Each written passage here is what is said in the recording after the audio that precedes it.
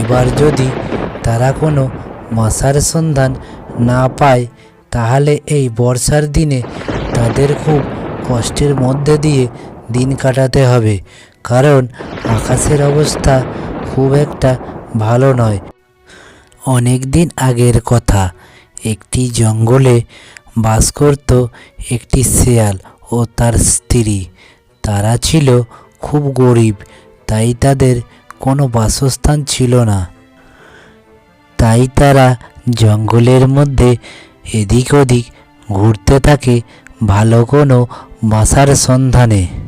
শেয়ালটি খুব চিন্তিত ছিল, এবার যদি তারা কোনো বাসার সন্ধান না পায় তাহলে এই বর্ষার দিনে তাদের খুব কষ্টের মধ্যে দিয়ে দিন কাটাতে হবে, কারণ আকাশের অবস্থা খুব একটা ভালো নয় আর যে কোনো সময়ে বৃষ্টি আসতে পারে।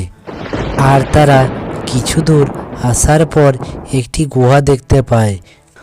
তখন পুরুষ শিয়ালটি বলল, ও বউ, শুনছো? ওই একটি গুহা দেখা যাচ্ছে, চলো ওই গুহাটি একটু দেখে আসি। ঠিক আছে, চলো যাই। এই বলে তারা সেই গুহার মধ্যে ঢুকে পড়ে। তখন শিয়ালিনী বলে, ওই দেখো, এইগুলি মনে হচ্ছে বাঘের পায়ের ছাপ। এটা মনে হয় বাঘের গুহা, চলো এখান থেকে চলে যাই। তখন পুরুষ শিয়ালটি বলল, এসব নিয়ে তোমাকে কোনো চিন্তা করতে হবে না, যা করার আমিই করব, তুমি শুধু আমার কথা মতো চলবে। তারপর সে মনে মনে চিন্তা করতে লাগলো এবং বলল, শোনো, বাঘ এলে আমি যা যা তোমাকে শিখিয়ে দেব তাই তাই বলবে।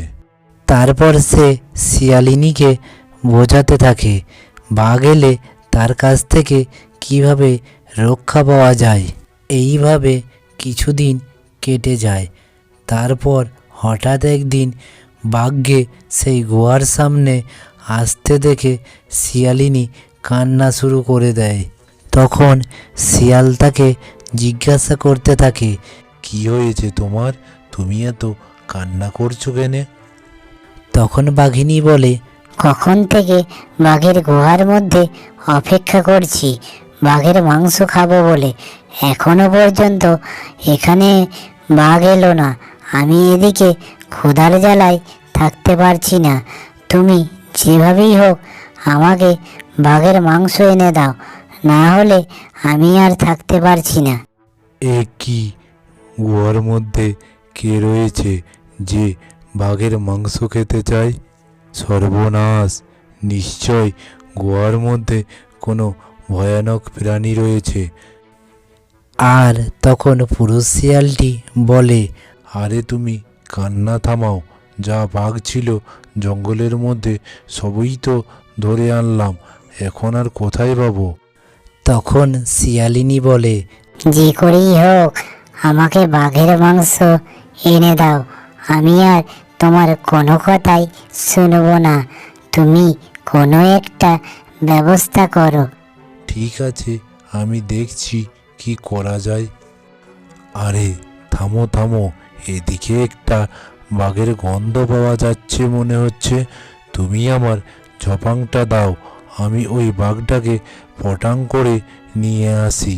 আর এই ঝপাং আর পটাং কথা শুনে ভয়ে বাঘের প্রাণ গেল উড়ে। সর্বনাশ, তারা এই ঝপাং আর পটাং দিয়ে কি করবে? এই কথা বলে বাঘটি প্রাণ ভয়ে সেখান থেকে পালিয়ে যায়। তখন শিয়ালিনী বলে, যাক বাবা, বাঘ পালিয়েছে, আপদ গেছে। আর ওদিকে বাঘ প্রাণ ভয়ে জঙ্গলের মধ্যে দিয়ে ছুটে চলেছে। আর তাকে ছুটতে দেখে গাছে থাকা একটি বানর আশ্চর্য হয়ে ভাবল, বাঘ মামা এইভাবে ছুটছে কেন? মনে হয় কোনো একটা কারণ রয়েছে। তখন বানরটি বাঘকে জিজ্ঞাসা করলো, ও বাঘ মামা, ও বাঘ মামা, তুমি এমন করে ছুটছো কেন গো? আমি কি ইচ্ছে করে ছুটছি? আর একটু হলেই আমাকে মেরে ফেলতো। তখন বানরটি বলল, ভাগ্যে খায় এমন আবার কোন জন্তু? আগে তো এমন কথা তো কোনো দিন শুনিনি। এই কথা বলে বানরটি গাছ থেকে লাফ দিয়ে নিচে নেমে এসে বলল, চলো তো গিয়ে দেখি আমি ভাগ্যে খায় এমন কোন প্রাণী। এই কথা বলে বানরটি বাঘের কাঁধের উপরে উঠে বসলো।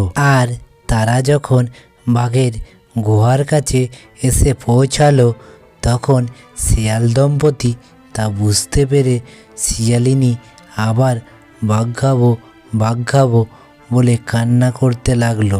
তখন পুরুষ শিয়ালটি বলল, তুমি কান্না করো না, চুপ করো। আমি বানরকে বাঘ আনতে বলেছি, ওরা মনে হয় এসে গেছে। তুমি তাড়াতাড়ি ঝপাংটা দাও, আমি পটাং করে দিই। এই কথা শুনে বানরটি বলল, এরম কথা তো আগে কখনো শুনিনি। এটা আবার কি জিনিস রে? ওরে বাবা রে, তাড়াতাড়ি পালাই। এই কথা বলে বানরটি বাঘকে রেখে সেখান থেকে পালিয়ে যায় এবং গাছের মধ্যে উঠে পড়ে। বাঘও একটু দেরি না করে সেখান থেকে পালিয়ে যায়। তারপর থেকে শেয়াল দম্পতি আর কোনো অসুবিধা হলো না এবং সুখে শান্তিতে বসবাস করতে লাগলো। আর বাঘ ভয়ে তার বাসার কাছে আসলো না। তাই বলি বন্ধুরা, বুদ্ধি দিয়ে সমস্ত কিছু জয় করা সম্ভব।